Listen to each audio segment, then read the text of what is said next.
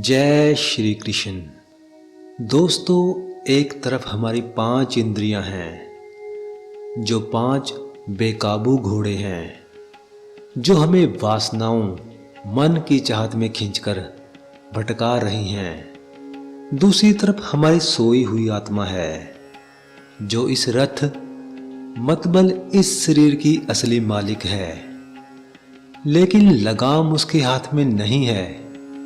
जब घोड़े बेलगाम दौड़ते हैं तो जीवन का रथ सीधे काम, क्रोध और लोभ की ओर जाता है। लेकिन श्री कृष्ण अर्जुन के माध्यम से हमें बताने वाले हैं इस काम क्रोध को कैसे जीतना है जो हमारे मन पर कब्जा किए हुए है।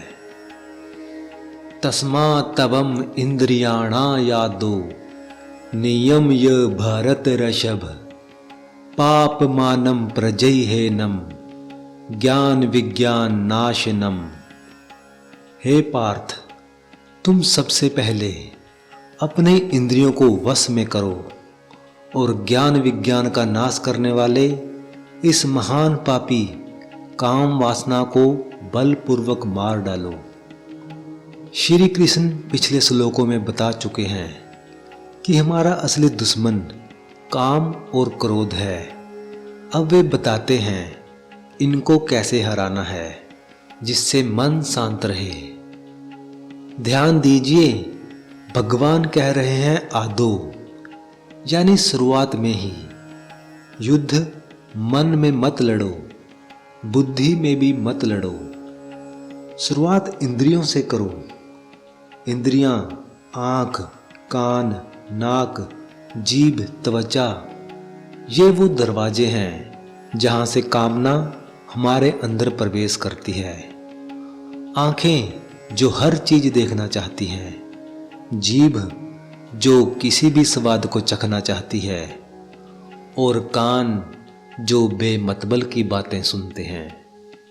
मोबाइल, सोशल मीडिया, रील्स, ये सब हमारी इंद्रियों पर सीधे हमला करते हैं। श्री कृष्ण कहते हैं सबसे पहले इंद्रियों को कंट्रोल करो। आंखों को क्या देखना है वो तय करो। जीभ को कितना चाहिए उसे जानो। कानों को क्या सुनना है उसे चुनो।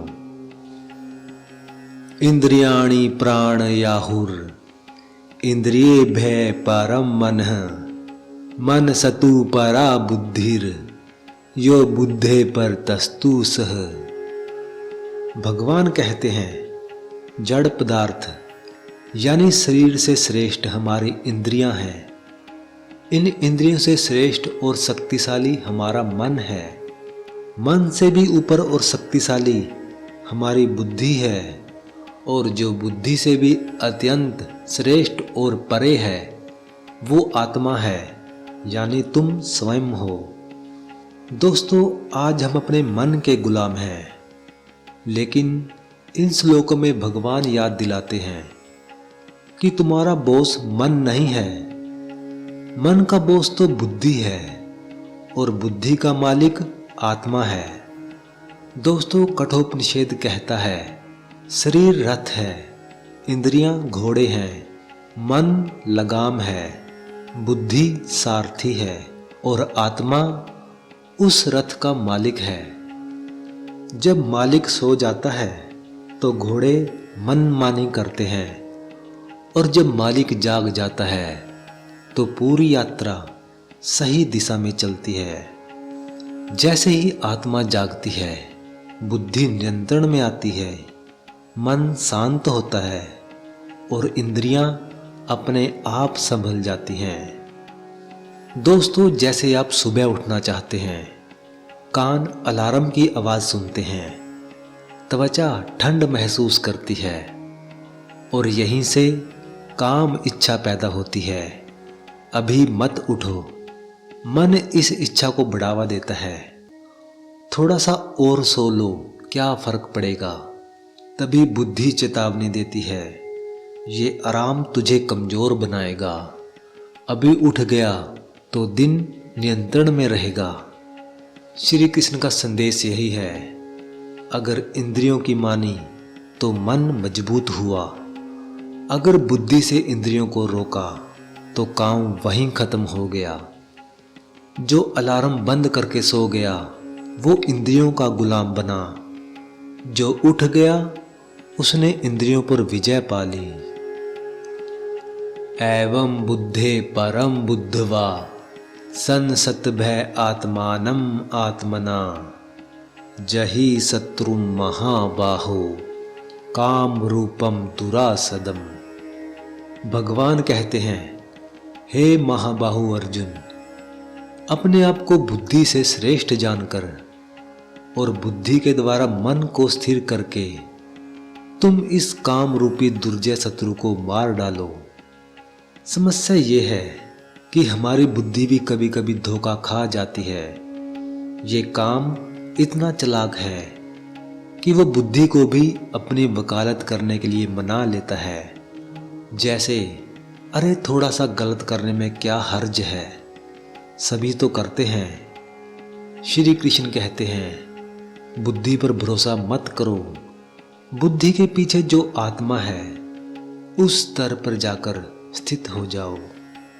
जब आप आत्मा के स्तर पर स्थित होकर बुद्धि के माध्यम से मन और इंद्रियों को कंट्रोल करते हैं, तभी आप एक सच्चे कर्म योगी बनते हैं।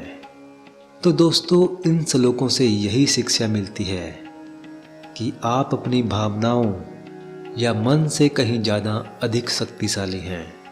आप वो दिव्य आत्मा है जो बुद्धि की मालिक है। बस फर्क इतना है कि हमने अब तक उस शक्ति को जगाया नहीं है। शायद आज नहीं, लेकिन जब भी अगली बार मन आपको खींचे तो एक पल रुककर श्री कृष्ण के उपदेशों को याद करिएगा।